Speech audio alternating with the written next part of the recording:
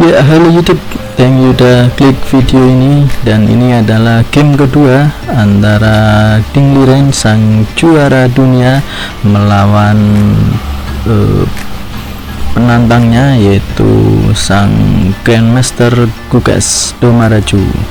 Nah, oke, langsung saja kawan, kita akan bahas di game kedua ini bagaimana sang Gugas, sang penantang, bisa menahan imbang serangan dari putih, yaitu sang juara dunia.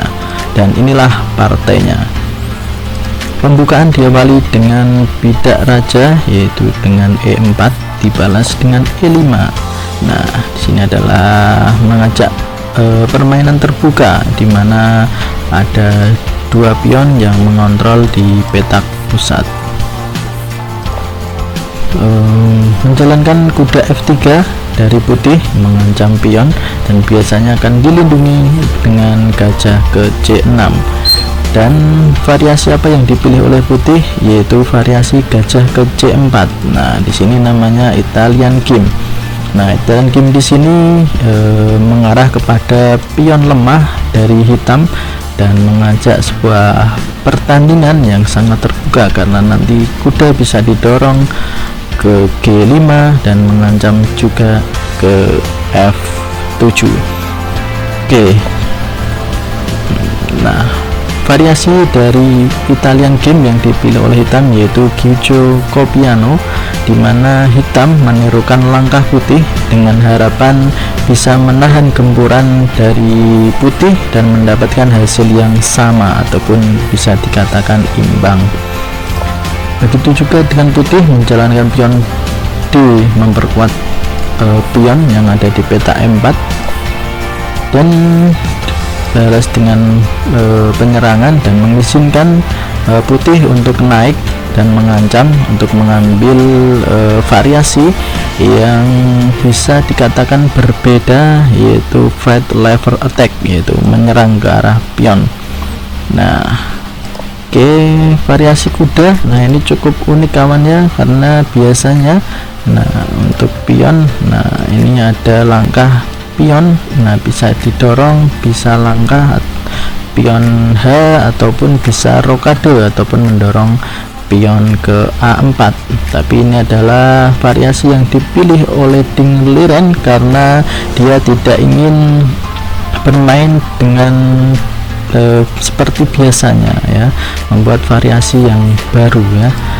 Tentunya ingin mengejutkan bagi hitam, dan langkah antisipasi dilakukan putih karena takut kudanya naik ke B5. Oke, dilanjut dengan A4. Nah, taktis karena dia tahu ingin mendorong, sehingga peta ini masih dikuasai oleh hitam, dan membuat langkah yang sama, yaitu dengan mendorong pion ke D6 bagi hitam. Masih menunda rokade untuk hitam dengan mendorong pion, masih berjaga-jaga apabila nanti gajah ini didorong naik kawan, ataupun kuda yang ada di sini didorong naik. Oke. Nah, di sini menunjukkan hal yang sama kawan, putih yang menghalangi, ya, laju dari gajah hitam yang sangat kuat sekali kawan, mengontrol petak dan menyerang raja putih. Nah, begitu juga dengan putih mempunyai gajah yang bagus di sini kawan. Nah, maka dari itu ini adalah langkah antisipasi supaya gajah kuat dari putih tidak begitu menyeramkan, dan dipilih langkah A5. Nah, di sini tidak langsung mengambil kawannya supaya terjadi pion tumbuk di sini. Nah, begitu juga ini juga tidak diambil kawannya untuk terjadi pion tumbuk. Nah, di sini terjadi pion tumbuk. Di sini yang uniknya kawannya. Nah, ini juga menjadi pion tumbuk. Nah, ini namanya Gyujo Copiano, ya. Hampir mirip, ada kuda di sini, ada kuda di sini, ya. Nah, langkahnya hampir sama. Nah, di sini yang membedakan hanyalah pion, ya. Ini pionnya sudah naik ke atas, sementara untuk hitam masih di barisan pertahanan. Oke, dilanjut dengan mempertahankan pion, karena di sini adalah pion lemah kawan yang hanya dijaga oleh satu perwira. Nah, dipilih langkah menukar. Nah, di sini otomatis tidak ada menteri ya. Tidak ada menteri artinya apa? Nanti ini bisa bergerak dengan kekuatan kuda, nanti posisi menjadi tertutup dan mengandalkan kekuatan dari kuda untuk bisa membuat penyerangannya. Namun di sini lebih cenderung ke simetris dan menghasilkan formasi yang imbang. Nah, di sini langkah putih ataupun hitam terlihat sama, kalau jelas ya ancamannya ke sini, dia melindungi juga melindungi ya. Ini belum bisa didorong masuk. Nah, seperti itu kawan. Lalu bagaimana kalau semisal ini tidak menjalankan benteng tapi mengambil kuda? Nah, ini juga cukup bagus juga kawan, karena apabila diambil, nah di sini kuda bisa naik kawan ya. Nah, mendapatkan benteng. Nah, apabila tadi tidak turun kawan ya, bisa langsung diambil ini kawan ya. Nah, di sini ada langkah pengorbanan cantik. Nah, di sini kawan. Nah, jadi nanti kuda yang ada di sini juga akan kena kawan ya, dengan langkah dorongan benteng di sini. Nah, kan kena satu. Nah, ini kena ya. Dia ada pertukaran yang cukup rumit ya. Dan ini masih bertemakan, masih seimbang kawan posisinya. Nah, memang posisi ini menjurus ke arah draw ataupun remis. Nah, dan di sini ada 3 kali pengulangan. Nah, ini 1, 2, dan 3.